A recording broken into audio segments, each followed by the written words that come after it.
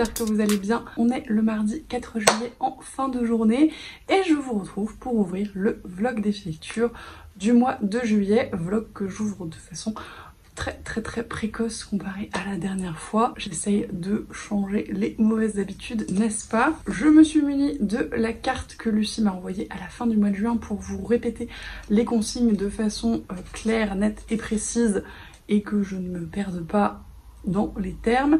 Elle me propose donc pour le défi lecture de juillet, où le grand thème était Révolution, de lire une uchronie et ou un livre censuré, ici ou ailleurs, maintenant ou dans le passé, et ou un classique engagé socialement, c'est-à-dire féministe, social, LGBTQIA+, etc. Mais un classique. Et j'étais assez inspirée par ces défis globalement, et j'ai commencé à me pencher sur ma pile à lire parce que je me suis dit que ce serait pas mal de sortir certains titres de là, et je me suis dit que je pouvais relativement facilement trouver de l'uchronie puisque c'est un genre que j'apprécie pas mal. Et effectivement, j'en ai pas 15 tonnes, mais j'en ai une qui me fait envie depuis très longtemps et qu'il serait grand temps que je sorte, donc c'est l'occasion de tout trouver. Et c'est Le Maître des Djinns de Paisley Clark aux éditions La Talente, que j'avais acheté à sa sortie dans l'édition collector en hardback, qui est magnifique, qui a priori se passe au Caire en 1912, et je n'en sais pas grand chose. Je crois que ça flirte un petit peu avec l'urban fantasy, en tout cas qu'il y a une enquête, mais a priori, en tout cas d'après les tags Booknode, c'est une uchronie. Je ne sais pas encore dans quelle mesure, mais ça m'intrigue beaucoup et j'ai vu de très bons retours sur ce livre, donc il serait grand temps que je le lise. Ensuite, j'ai continué du coup à regarder au niveau des livres censurés. Et là, je me suis penchée sur nos amis américains parce qu'ils ont pléthore de livres censurés dans tous les sens pour X ou Y raison. J'ai cherché très concrètement livres censurés États-Unis sur Google et j'ai regardé un petit peu ce qui sortait. Et j'ai trouvé deux titres qui me font envie également depuis extrêmement longtemps. Et je me suis dit que c'était typiquement l'occasion de les lire. J'ai réussi en plus à les trouver en VO, donc en anglais, chez Durance. Et je trouve que c'est pas mal de les lire dans la langue dans laquelle ils ont été censurés.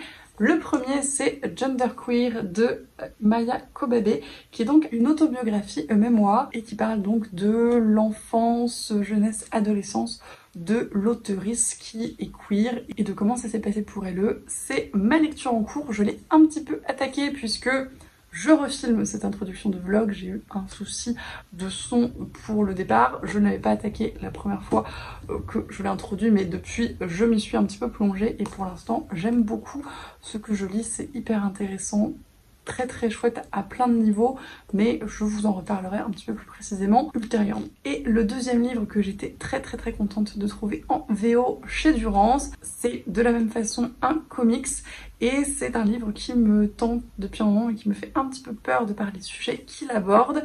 C'est Speak de Laurie Hales Anderson et Emily Carroll au dessin, et ça parle a priori de violence, d'abus sexuels et de ce qui se passe après. Ça n'a pas l'air d'être fun comme récit très clairement, mais ça a l'air hyper intéressant et pareil, j'ai vu de très chouettes retours dessus. Donc il m'intriguait depuis un moment. A priori, il a été censuré aux États-Unis, donc c'est parfait pour ce défi et je pense que c'est une très bonne occasion pour le lire. Donc c'est le début de ma pile à lire pour ce défi lecture. J'ai un autre titre qui me fait de l'œil, mais je ne sais pas encore si j'aurai le temps de le lire. Donc je vais voir déjà comment je peux avancer sur ces trois-là, notamment sur Maître des Djinns, parce que je pense que c'est lui qui va me prendre le plus de temps. Je vous reprends incessamment sous peu pour vous parler plus précisément de Genderqueer, que je vais aller continuer un petit peu, et je vous dirai ce que ça donne.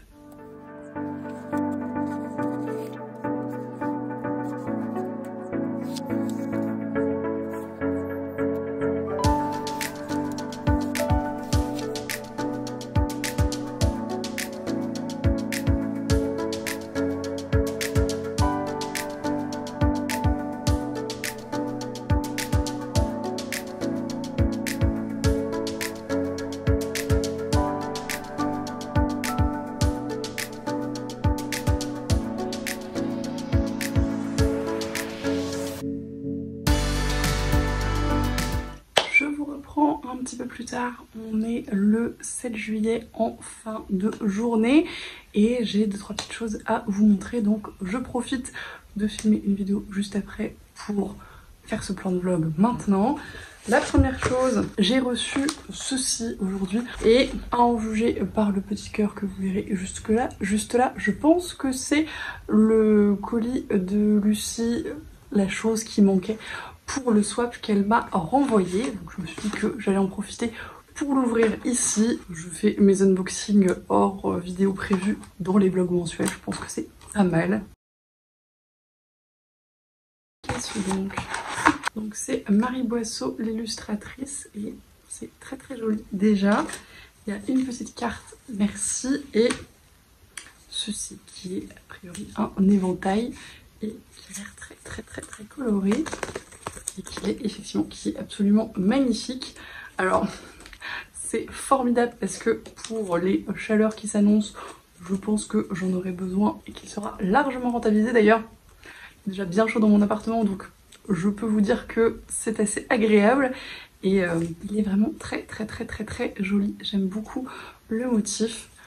C'est un cadeau parfait pour la saison, j'ai envie de vous dire, et vraiment je trouve le dessin très chouette. Donc merci beaucoup Lucie, merci de me l'avoir renvoyé après le swap comme il est arrivé un petit peu tard.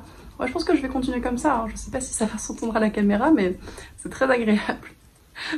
Et la deuxième chose que je voulais vous dire, je vais donner des coups d'éventail hors micro, je vais essayer en tout cas, c'est que j'ai fini Genderqueer de Maya Kobabe, qui est donc une autobiographie que j'ai lue en VO dans le cadre du défi lecture et qui était une excellente lecture extrêmement intéressante sur lequel j'ai pris de nombreuses notes et qui était vraiment une excellente lecture. Ça raconte l'histoire de Maya, donc c'est son autobiographie. Ça commence dans son enfance assez tôt, quand elle commence en fait tout simplement à se poser des questions sur son genre, sur son identité, sur ce qui elle est, puisque si elle est assignée fille à la naissance et qu'elle vit toute une partie de sa vie en essayant de se conformer plus ou moins à des codes sociaux féminins, elle se rend rapidement compte que c'est pas franchement ce qui lui correspond, elle ne se sent ni homme ni femme. Il y a toute la question de la masculinité, du masculin, du fait d'avoir un pénis qui semble l'attirer de façon assez importante mais qui correspond pas non plus tout à fait à ce qu'elle ressent intérieurement et à ce à quoi elle s'identifie. Toutes ces questions étaient vraiment très intéressantes et très bien traitées, je trouve. On va parler du coup des codes sociaux masculins et féminins, mais typiquement féminin initialement, puisque c'est dans ce corps-là qu'elle grandit, et donc de tout ce qui a trait à l'épilation, au déodorant, aux choses qu'on nous impose, et pour lesquelles elle n'avait pas forcément les codes, donc il y a un petit peu perdu un très long moment de sa vie, a l'impression de naviguer dans une société sans qu'on lui ait donné les clés, sans qu'on lui en ait expliqué les règles, et ça a créé un certain nombre de malaises bien évidemment. D'autant qu'elle est élevée dans une famille où ses parents n'ont pas franchement de genre extrêmement genré non plus, ils ont tous les deux les cheveux longs, ils font indépendamment des activités qui sont peu genrées et qui sont assez flexibles et malléables, donc ça n'aide pas non plus à avoir un cadre formateur à ce niveau-là, et c'est pas forcément souhaitable, mais ça la perd encore plus. Et elle se rend finalement compte au fur et à mesure des expériences que ce qu'elle apprécie finalement, c'est l'ambiguïté, c'est que les gens ne sachent pas dire si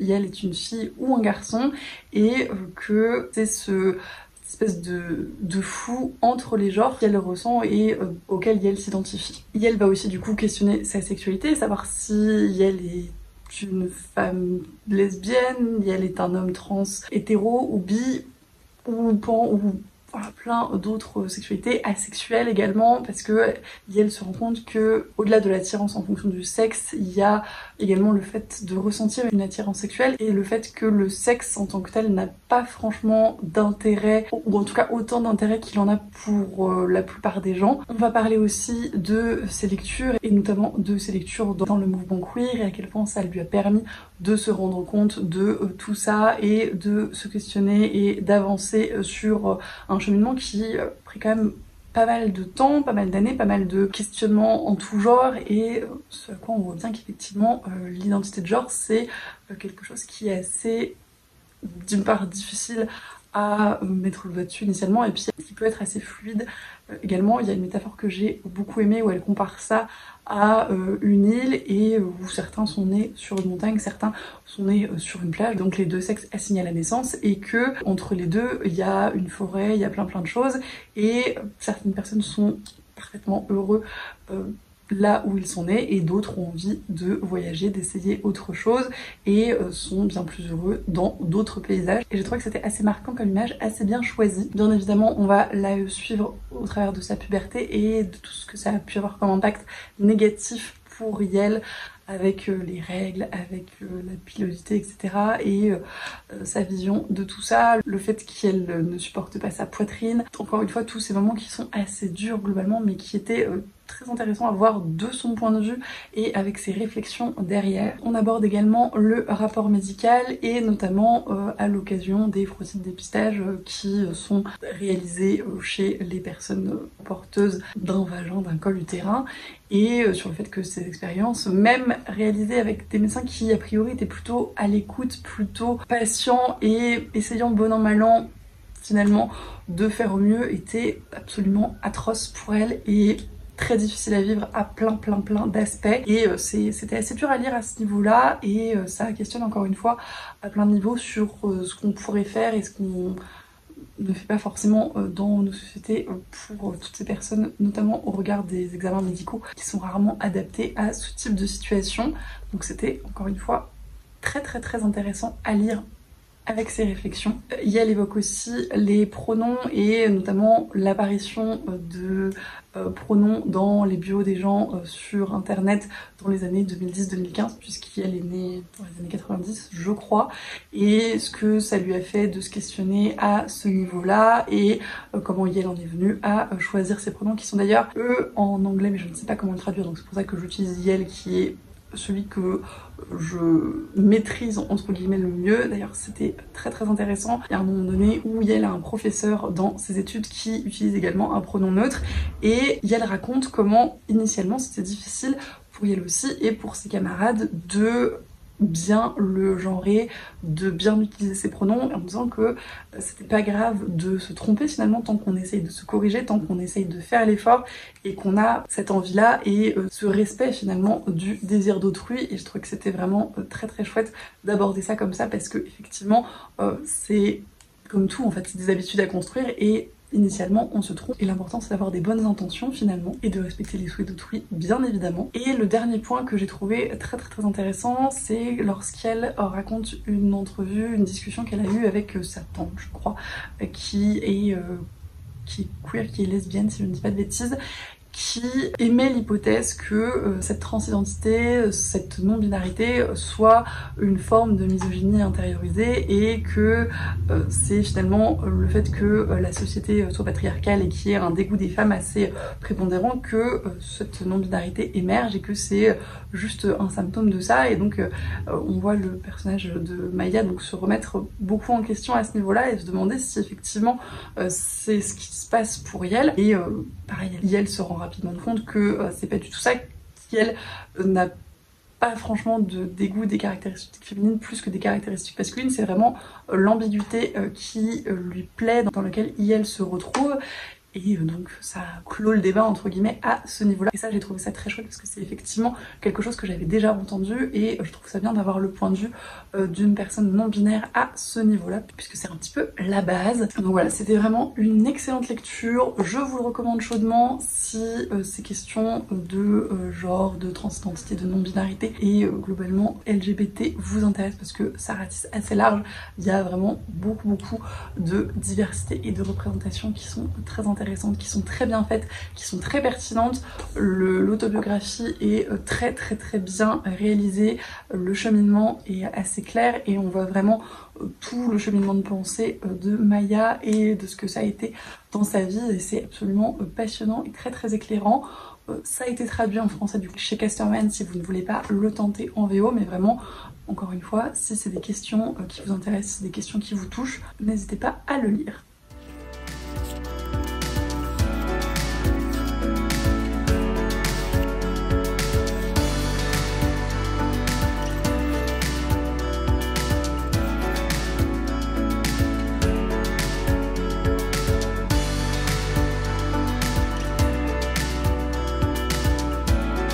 Je me reprends un petit peu plus tard, on est le mercredi 13 juillet et j'ai attaqué ma deuxième lecture de ce défi lecture. donc Speak de Laurie Halse Anderson et Emily Carroll, qui est pas la lecture la plus fun du monde, très clairement. Alors déjà, le précédent traitait de sujets parfois un petit peu durs et c'était pas toujours très cool. Là, c'est vraiment peu sympathique, peu cool globalement. On va suivre un personnage qui, en gros, retourne au lycée après les grandes vacances ou quelque chose comme ça. Et quelque chose s'est passé, un événement qui a changé sa place dans la société du lycée. Elle est très mal vue par tous ses camarades depuis, elle se fait harceler.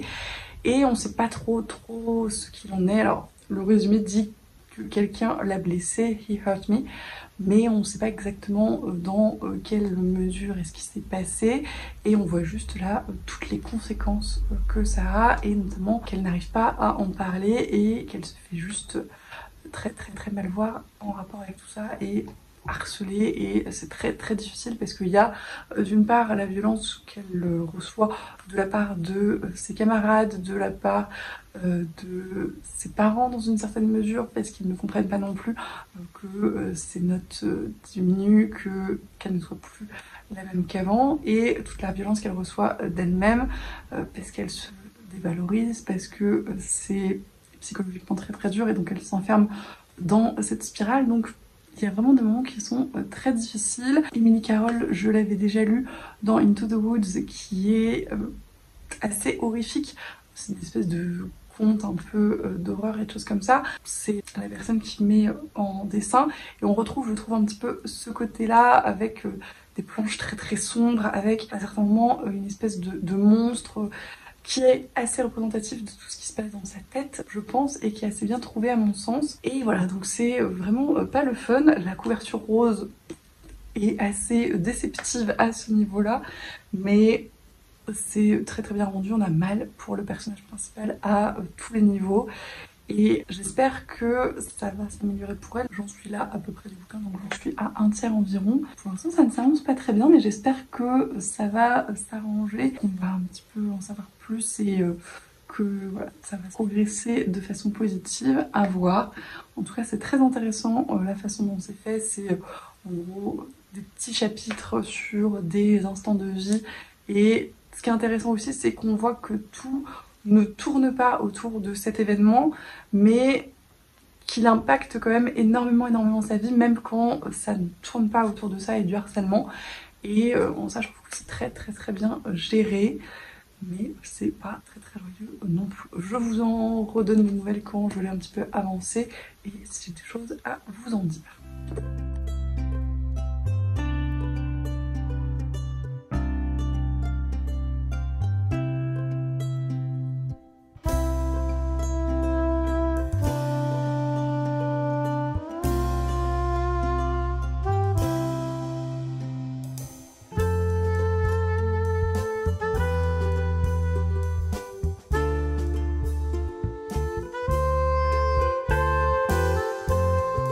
Je vous reprends un petit peu plus tard, du coup on est samedi 15 juillet en début de matinée.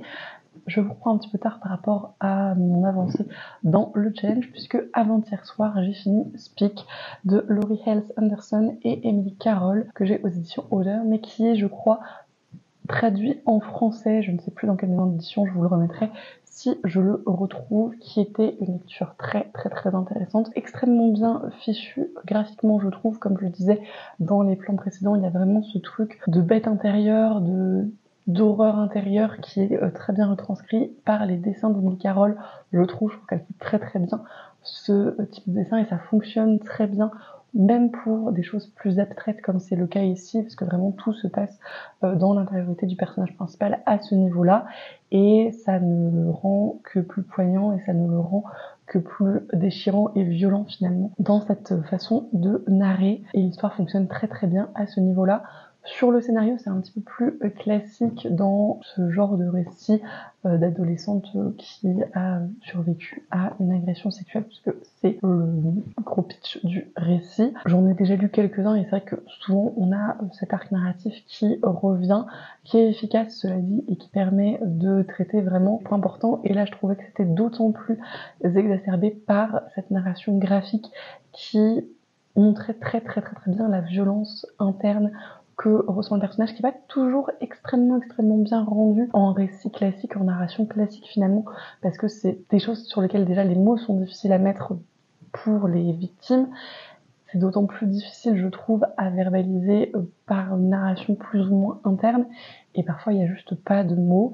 Et donc là, le dessin, l'intermédiaire graphique fonctionne très bien à ce niveau-là pour montrer, pour se rendre compte, pour rendre des sensations qui des fois sont impalpables et indicibles. Et du coup, c'était très bien fichu à ce niveau-là et extrêmement touchant à plusieurs moments, avec vraiment des violences internes et externes qui étaient très marquées. Vous l'aurez compris, il y a beaucoup de trigger warnings dans ce récit. Le premier étant bien évidemment tout ce qui tourne autour des agressions sexuelles, des viols, mais d'un point de vue santé mentale, ce n'est bien sûr pas tout rose non plus. Ce serait un petit peu difficile dans le contexte, vous le comprenez bien. Trigger warning d'idées suicidaires, de suicide d'une manière générale, de mutilation également, de violences auto-infligées, hétéro-infligées également. Et ouais, non, c'est pas un livre à mettre entre toutes les mains, et je pense qu'il faut le lire en toute connaissance de cause et en y étant préparé. Moi je savais de quoi y retourner, mais il y a vraiment des passages qui m'ont heurté, qui m'ont choqué, qui étaient bien faits du coup, mais qui ne sont quand même pas forcément faciles d'accès. Mais c'était une lecture très intéressante, et vraiment sur la psychologie, la psyché du personnage principal, et tout son ressenti et toute son évolution dans les suites de ce qui lui est arrivé. Et je trouve très bien faite, et encore une fois très bien rendue par le dessin. Donc c'était hyper intéressant, et c'est vraiment pour moi le gros point fort de ce roman graphique, parce que pour les autres côtés il est assez classique, encore une fois, dans la narration, dans les personnages d'adolescents. Le personnage principal est intéressant, mais c'est un personnage qu'on a déjà vu, après, ce qui est logique, parce que c'est une adolescente, et que je pense que même si ça ne change pas tous les gens de la même façon d'avoir vécu ce type de violence, il y a quand même des petites choses qui peuvent se retrouver chez des personnes différentes. Donc c'est assez logique que cette histoire me rappelle d'autres histoires du même type. C'est encore une fois que c'est bien fichu, mais du coup c'était pas l'originalité et c'était pas le but non plus. J'ai envie de vous dire, à mon sens, le but c'est vraiment la psyché du personnage et son évolution, et en ce sens-là c'est vraiment une réussite. C'était une lecture très intéressante, c'était une lecture que j'ai beaucoup appréciée, en mettant dans le contexte que c'est vraiment pas une lecture joyeuse, et c'est une lecture très difficile à certains moments, et que j'ai pas appréciée dans ces moments-là, mais que dans l'ensemble j'ai trouvé absolument passionnante. Donc je suis ravie, encore une fois, de l'avoir choisi pour ce défi lecture et d'avoir pu le lire, parce que ça faisait un moment qu'il me faisait envie, mais qu'il me faisait un petit peu peur également, parce que je savais bien que ça allait pas être de la tarte, et qu'il y avait des moments où j'allais me prendre un petit peu tout ça dans la figure, effectivement, mais c'était vraiment le bon moment pour moi pour le lire, et j'en suis très contente. Du coup, j'ai fini les 2 romans graphiques que j'avais choisis pour la partie censure du défi de Lucie pour ce mois-ci. Il me reste dans ma pile à lire Maître des jeans de P.J. Clark aux éditions La Talente, que je pense commencer aujourd'hui, du coup, parce que là, il me reste finalement une quinzaine de jours. Alors, je pars en vacances et j'aimerais bien l'avoir fini avant pour ne pas embarquer un livre supplémentaire, surtout s'il est déjà entamé, et surtout que je ne pense pas pouvoir franchement vlogger pendant mes vacances. Donc je préférerais l'avoir fini avant, mais il me reste une petite semaine, dont un week-end, donc ça devrait, je pense, le faire. On verra, on va croiser les doigts. Toujours est-il que je suis très hâte de le commencer, et je vous reprends dès que c'est fait.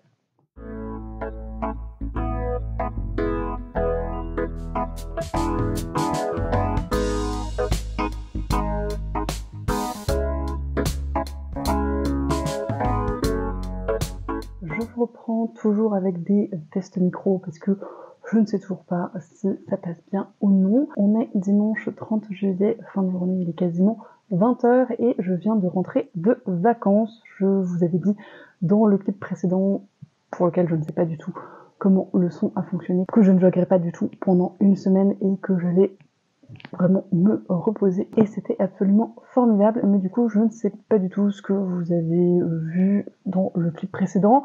Au cas où, j'avais attaqué avant de partir un tout petit peu Maître des jeans de P.J. Clark aux éditions La Talente, que j'ai depuis fort longtemps dans une très jolie édition, et qui était grand temps que je sorte de ma pile à lire. J'ai lu 58 pages sur 470 environ, donc un peu plus de 10%, et de ce que je me souviens d'il y a une dizaine de jours, j'avais beaucoup aimé le début. Il y avait une histoire de société secrète dans le Caire en 1912, une enquête puisque cette société secrète est massacrée par une entité peu sympathique et assez mystérieuse et très puissante, et une nana qui est enquêtrice pour le surnaturel globalement, qui a l'air ma foi fort sympathique, qui porte des complets pantalons alors que pour l'époque c'est pas trop bien vu, et qui avait l'air assez cool à suivre. Je pense que c'est le personnage principal, en tout cas de ce que j'ai compris des prémices. Donc on est le 30 juillet et il me reste 420 pages à lire. Il va falloir que j'accélère un petit peu si je veux la voir bien avancée et que je veux vous en reparler d'ici la fin de ce vlog des lectures. Mais on y croit, je fonctionne très bien sur l'urgence de toute façon, et même si je n'ai pas du tout vlogué pendant les vacances, je vous ai peut-être fait un plan de jolis paysages, mais c'est tout. J'ai un petit peu lu pour le défi lecture. J'ai lu le dernier livre que j'avais plus ou moins prévu et que je ne savais pas trop si j'aurais le temps de le caser. J'ai écouté plutôt d'ailleurs Une chambre à soi de Virginia Woolf que j'ai trouvé sur Nextory, et comme j'ai relancé un essai gratuit, ça tombait plutôt bien. Ça a été mon écoute du trajet d'aller et c'était vraiment hyper intéressant. Je pense qu'en termes de classique féministe, ça se pose là.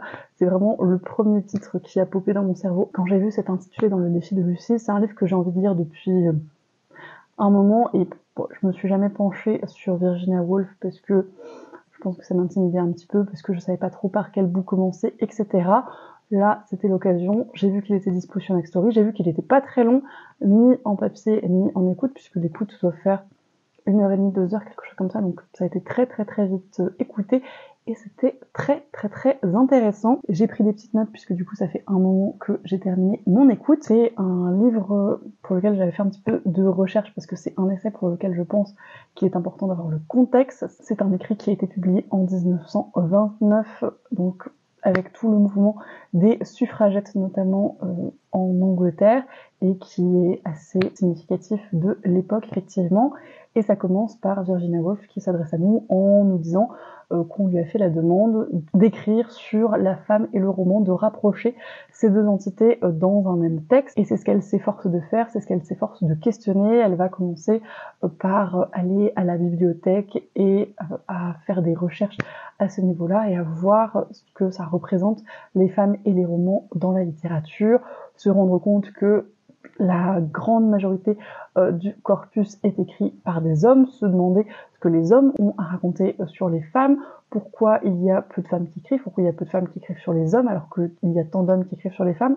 Plein de questions assez intéressantes et encore une fois assez symptomatiques de l'époque, même s'il y a des choses qui résonnent encore maintenant, et c'était aussi intéressant d'avoir ce recul du coup a posteriori sur tout ça. On va la suivre du coup vraiment dans sa recherche. C'est un essai qui a une vocation un peu tranche de vie finalement, où on la suit du début à la fin de son processus de pensée. Et je trouve que c'était assez intéressant parce que ça ramener un petit peu de narration dans quelque chose qui sinon peut être assez déconnecté. Là, il y avait vraiment des choses très concrètes et des petites tranches de vie qui venaient ponctuer les pensées un petit peu plus philosophiques, les choses un petit peu plus recherchées, et l'équilibre était assez intéressant. Ça va parler des philosophes et autres grands professeurs de l'époque qui se questionnent sur la capacité des femmes à s'instruire, leur possession d'une âme. On va parler des théories freudiennes qui sont toujours des grands plaisirs à retrouver. Je le dis très ironiquement, vous l'aurez probablement compris. Il y a notamment un professeur qui a fort aimablement écrit un livre sur l'infériorité physique, morale et intellectuelle des femmes. Comme ça, on a la Sainte Trinité, j'ai envie de vous dire. Ça va mettre en relation donc ces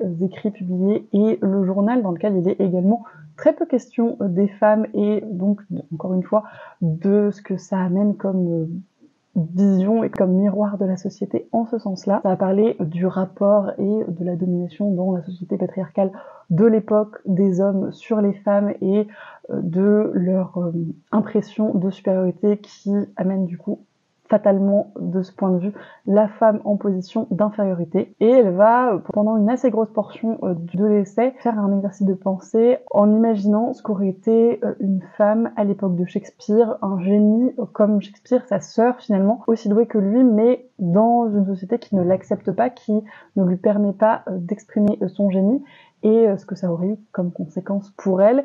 Et elle part du principe qu'il y a probablement beaucoup de femmes folles et hystériques qui étaient des génies dans tel ou tel sujet à leur époque, et faute de liberté, faute de moyens, faute de reconnaissance, faute de pouvoir tout simplement, qui ont un petit peu vrillé et qui ne se sont d'une part pas réalisées autant qu'elles l'auraient pu, mais ont d'autre part probablement périclité à juste tourner dans le vide et n'avoir aucun moyen de réaliser leur potentiel. Elle fait un petit dézoom également sur, d'une manière générale, les femmes dans la culture, donc dans la peinture, dans la musique, dans la poésie, et voit que malheureusement c'est encore pire que dans les romans, puisque si en 1929 il y avait un petit peu d'écrits féminins, typiquement Jane Austen, les Sœurs Brontë, etc., en peinture, musique et poésie, c'était encore loin d'être le cas, et même à notre époque, il y a quand même beaucoup moins de peintres femmes, il y a beaucoup moins de musiciennes très connues, il y a beaucoup moins de poétesses très célèbres, et c'était encore pire au début du XXe siècle. Et elle va finir son exposé par la lecture d'une œuvre écrite par une femme, d'un roman écrite par une femme qui commence, ou en tout cas qui comporte dès les premières pages une relation d'amour entre deux femmes, et encore une fois elle se rend compte que c'est très peu présent dans les écrits dont l'auteur est masculin, qui décrit les femmes. Les femmes sont souvent présentées dans des rapports de domination, dans des rapports plus ou moins sains, même en termes de maternité, en termes de famille, et qu'il est très rare d'avoir cette verbalisation de l'amour entre deux femmes assez désintéressée finalement, et que c'est bien dommage, et que toutes ces femmes écrites par des hommes ne matérialisent pas le quotidien des femmes, ne matérialisent pas les petites choses qui le composent, et qu'un grand pan de leur vie est finalement passé sous silence, que c'est bien malheureux, d'autant qu'elles sont très très souvent décrites par rapport aux hommes et dans leur rapport avec les hommes, et même entre elles dans leur rapport avec les hommes qui les opposent, qui les rassemblent, mais qui est toujours un intermédiaire entre ces femmes. Et on en vient tranquillement au titre du récit, donc une chambre à soi pour ne pas être interrompue dans son écriture, pour pouvoir avoir la liberté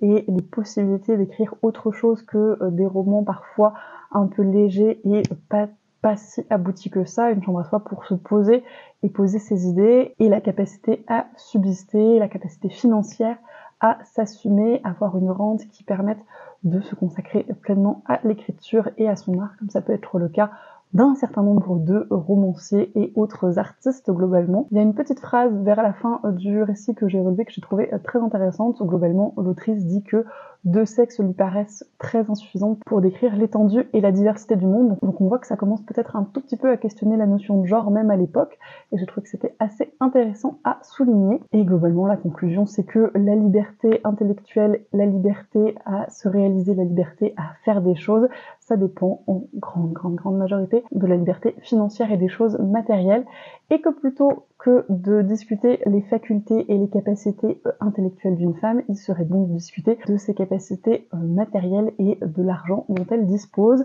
qui sont probablement beaucoup plus représentatifs de ce qu'elle peut faire dans le monde. Donc globalement, c'était une très très chouette écoute. Si ça vous intéresse de découvrir un peu ça, moi vraiment j'y suis allée très innocemment, et j'ai trouvé ça très très intéressant. Faut garder en tête la période dans laquelle ça a été écrit, parce qu'il y a des choses qui ne sont plus transposables, ou en tout cas plus autant à l'heure actuelle qu'en 1929, mais ça reste un récit assez fondateur du féminisme à mon sens, et globalement très intéressant. C'est très sympa dans la façon dont c'est écrit, encore une fois ça fait pas trop essai, je trouve que l'équilibre est plutôt bien tenu, et c'est dispo gratuitement sur Nextory, donc si vous avez un essai gratuit en cours ou que vous pouvez commencer, ça peut être l'occasion de le tenter. Je vais vous laisser, je vais aller tranquillement continuer le Maître des Djinns, histoire de pouvoir vous en reparler le plus tôt possible. Je pense que si je me fais une bonne session de lecture ce soir et que je suis assez efficace demain, il y a moyen que j'arrive à le finir avant de vous publier le vlog, donc normalement mardi, c'est-à-dire dans 2 jours au moment où je filme. Il va falloir être efficace, mais ce n'est pas perdu pour l'instant. Je vous reprendrai un petit peu plus tard pour vous dire comment j'ai avancé et ce que ça donne.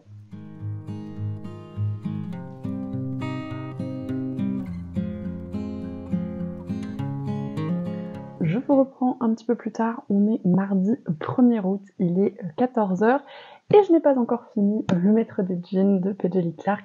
Il me reste 120 pages, j'ai vraiment bien avancé hier et avant-hier et un petit peu ce matin. Alors je sais qu'on est techniquement en août et que le défi lecture de juillet est officiellement terminé.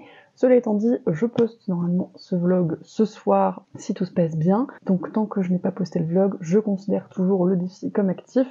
Je ne pense pas très honnêtement réussir à lire les 120 pages qu'il me reste avant de vous poster la vidéo ce soir, tout simplement parce que je n'ai pas encore commencé à la monter et que je pense que ça va me prendre un moment, donc je n'aurai pas le temps de lire ça en parallèle. Cela étant dit, je pense que mon avis ne va pas beaucoup changer dans les 120 pages qu'il me reste. J'aime beaucoup ma lecture, je passe un très chouette moment.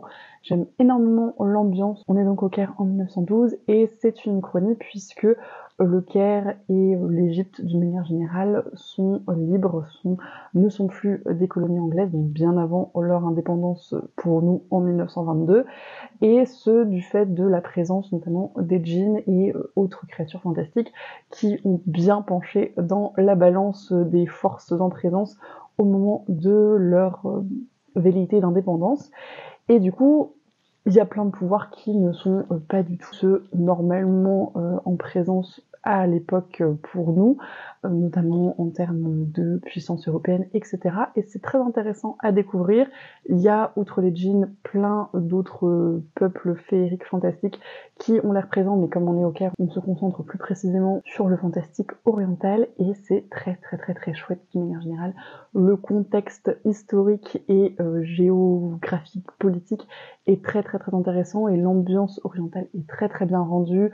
Il y a les saveurs, il y a les plats, il y a les odeurs, il y a les sensations qui sont très bien retranscrites et qui plongent parfaitement dans l'ambiance, je trouve. Donc c'est de la très chouette fantasy orientale, plutôt de l'urban fantasy d'ailleurs, puisqu'on est au Caire, donc au cœur de la plus grande ville d'Égypte. Et je trouve que ça touche du doigt l'habitude, même si on est dans un contexte beaucoup moins contemporain que l'habitude classique, mais on est dans une grande ville, on est dans de l'urban fantasy avec des êtres fantastiques, même si les djinns c'est pas le plus classique dans l'habitude, ça arrive parfois, et on va suivre deux personnages féminins qui mènent une enquête comme c'est classiquement le cas dans le genre. Donc ça se pose quand même là, je trouve, et l'enquête est vraiment très cool à suivre parce que c'est très bien mené, parce que on a les indices qui se ramènent au fur et à mesure, et que même si on touche certaines choses du doigt, voilà, on sent bien qu'il manque des choses pour étayer l'enquête, pour étayer le résultat, et donc c'est très agréable de suivre tout ce cheminement. Je trouve que c'est très bien fichu. La mythologie mise en place est très chouette. Ce n'est pas sans rappeler la trilogie de Devabad de S.A. Chakraborty, si vous l'avez lu, si vous l'avez vu passer, et d'une manière générale ça s'appuie sur des textes fondateurs de la mythologie orientale, j'ai envie de vous dire, et typiquement le sceau de Suleiman et toutes ses implications et ses implications avec les djinns. Si ça vous dit quelque chose, vous voyez peut-être de quoi je parle. Sinon, je n'en dirai pas plus parce que c'est un petit peu spoilant, je pense, pour ce livre en particulier. Mais voilà, si vous avez des petites notions dans la mythologie orientale et dans les millénies notamment, ce livre est pas mal basé dessus, je trouve, et c'est toujours très agréable de voir ce type de réécriture, et encore une fois, dans un contexte très bien développé. Pareil, on est sur des personnages orientaux avec des carnations orientales, avec des types de cheveux différents des occidentaux, typiquement des cheveux crépus. On parle de soins des cheveux crépus, quelque chose que j'ai très rarement, si ce n'est jamais vu abordé dans ce type de livre, donc c'est très agréable à lire. On va parler également des différentes religions en place, puisque bien évidemment l'islam est très important et très implanté, mais on voit également l'ancienne religion polythéiste égyptienne, et avec tous les tenants et les aboutissants que ça peut impliquer entre les deux, ce qui est également très intéressant. Il y a une relation FF que j'apprécie plutôt pas mal, c'est pas la meilleure que j'ai jamais lue, mais je la trouve assez chouette, et j'aime beaucoup les protagonistes d'une manière générale. Je trouve que ce sont des personnages féminins qui sont très agréables à suivre. On parle également de féminisme et de la place des femmes dans cette société qui leur a d'ores et déjà accordé le droit de vote, bien avant toutes les sociétés occidentales également. Ça a un petit côté steampunk parce qu'il y a un certain nombre d'automates, donc pareil, ça se marie bien avec l'Uchronie, avec cette ambiance, et je trouve que ça fonctionne extrêmement bien. Et pour les autres thèmes qui sont un petit peu abordés en sous-main, il y a un petit peu de racisme et d'anticolonialisme, ce qui est toujours fort sympathique et le système de magie est très réussi, notamment pour tout ce qui concerne les apparences, les illusions. Il y a plein d'explications qui sont très très chouettes et qui fonctionnent également très bien, je trouve, dans le contexte. Donc globalement, j'aime vraiment énormément l'univers mis en place, l'ambiance, l'enquête que je trouve très très chouette, le world building, etc. Ça fonctionne extrêmement bien. Les personnages sont sympas à suivre, c'est pas ce que j'apprécie le plus dans ma lecture. Je pense que vraiment ce côté ambiance beatlit orientale fonctionne très bien avec moi. Les personnages sont sympas mais pas transcendants. Mais dans l'ensemble, je passe un très très chouette moment de lecture et j'ai hâte de lire mes 120 dernières pages pour voir comment ça va se terminer. Je vous dirai si j'ai le temps d'ici la fin de mon montage, sinon ce sera l'occasion dans une prochaine vidéo. Dernière lecture étant dit, même si je n'ai pas encore tout à fait fini Le Maître de Djinn, j'ai pas mal lu pour ce défi lecture, puisque j'ai lu ces 2 romans graphiques, donc Speak et Genderqueer, respectivement de Maya Kobabe et Laurie Else Anderson, illustrés par Emily Carroll, qui étaient de très chouettes lectures que je suis ravie d'avoir découvertes ce mois-ci, parce que ça faisait un moment qu'elles me tentaient. C'est des sujets assez durs, respectivement dans des thématiques très différentes, mais très importantes à lire à mon sens, et j'ai beaucoup apprécié les découvrir. J'ai écouté, comme je vous le disais dans les plans précédents, Une chambre à soi de Virginia Woolf, que j'ai beaucoup apprécié également, que j'ai trouvé très intéressant à plein de niveaux, et que je suis encore une fois ravie d'avoir découvert ce mois-ci, parce que ça faisait aussi un moment qu'il me tentait. Et puis du coup, il me reste celui-ci à finir. Je pense honnêtement le finir aujourd'hui, mais probablement pas avant la publication du vlog défi lecture, donc je vous en reparlerai plus tard si ce n'est pas le cas. Toujours est-il que je n'ai pas reçu la lettre de Lucie ce mois-ci. Je ne sais pas ce qui s'est passé avec la poste, mais ma boîte aux lettres est restée désespérément vide. Donc Lucie m'a envoyé sa consigne sur Instagram et je vais la partager avec vous pour le défi lecture du mois d'août. Le grand thème c'était l'été et elle me propose de lire soit une relique de ma pile à lire, donc idéalement avant 2023, ce qui est formidable parce que j'en ai un certain nombre à sortir et que c'est probablement la motivation supplémentaire qu'il me fallait, soit et ou de lire un livre qu'on m'a offert en cadeau. Pareil, j'ai globalement le choix, typiquement dans les livres que Lucie m'a offert dans nos swaps et dans d'autres petites choses que j'ai reçues à droite à gauche de Juliette également, etc. Donc je vais voir, ce sont de toute façon des thèmes qui m'inspirent pas mal et j'ai très hâte de faire ma petite sélection pour le mois d'août qui vient juste de commencer et essayer de lire ça assez rapidement pour vous en reparler dans le prochain vlog. Je vais conclure ce vlog ici, je referai un point si jamais j'ai le temps de finir Le Maître de Djinn, mais je ne pense pas. Merci d'avoir regardé cette vidéo jusqu'au bout si vous êtes encore là. Comme d'habitude, j'espère que ça vous a plu. N'hésitez pas à me dire si vous avez lu certains des livres que j'ai présentés, si d'autres vous font envie, si vous aviez d'autres idées pour les défis du mois de Lucie. Je vous remets comme d'habitude son vlog en barre d'infos pour que vous alliez voir ce qu'elle a lu pour mon défi. Je vous remercie bien évidemment pour tous vos commentaires, tous vos messages, tous vos retours. C'est toujours un plaisir d'échanger avec vous. Je vous souhaite comme toujours d'excellentes lectures et je vous dis à la prochaine.